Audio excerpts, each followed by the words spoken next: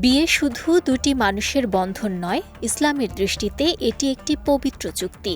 আর এই চুক্তির অন্যতম গুরুত্বপূর্ণ অংশ হল দেড়মোহর।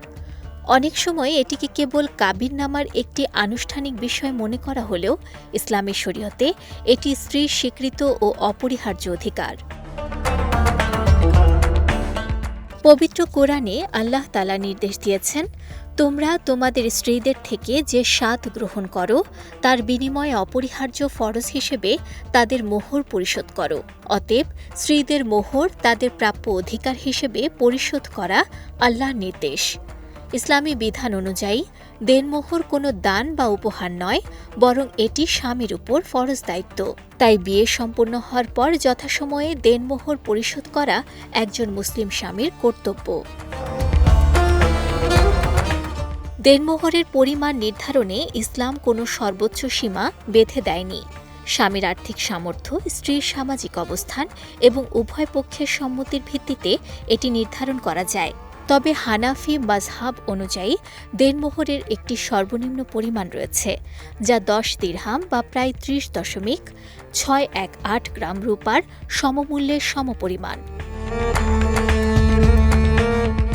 এদিকে ইসলামী শিক্ষায় অযৌক্তিক বা লোক দেখানোর উদ্দেশ্যে অতিরিক্ত দেনমোহর নির্ধারণকে নিরুৎসাহিত করা হয়েছে, বিশেষ করে এমন অঙ্ক ধার্য করা যা পরিশোধের সামর্থ্য বা আন্তরিক ইচ্ছা নেই, তা গুরুতর অন্যায় হিসেবে বিবেচিত।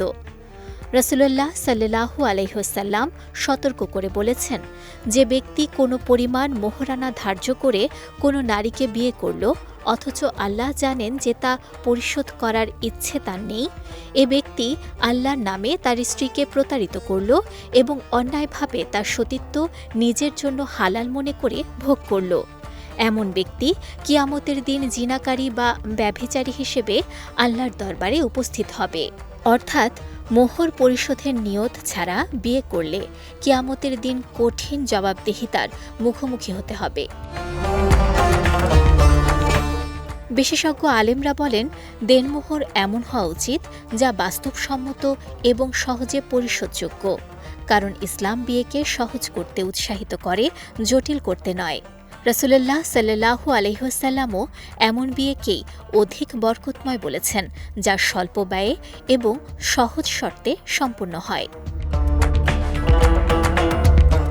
তাই বিয়েকে সামাজিক প্রতিযোগিতা বা আভিজাত্য প্রদর্শনের মাধ্যম না বানিয়ে ইসলামের নির্দেশনা অনুযায়ী সামর্থ্য বিবেচনায় দেনমোহর নির্ধারণ এবং যথাসময়ে তা পরিশোধ করাই উত্তম। এতে যেমন স্ত্রীর অধিকার নিশ্চিত হয়, তেমনি দাম্পত্য জীবনেও প্রতিষ্ঠিত হয় আস্থা, ন্যায় বিচার ও বরকত। নুসরাত আহমেদ, বিজয় টিভি নিউজ ডেস্ক।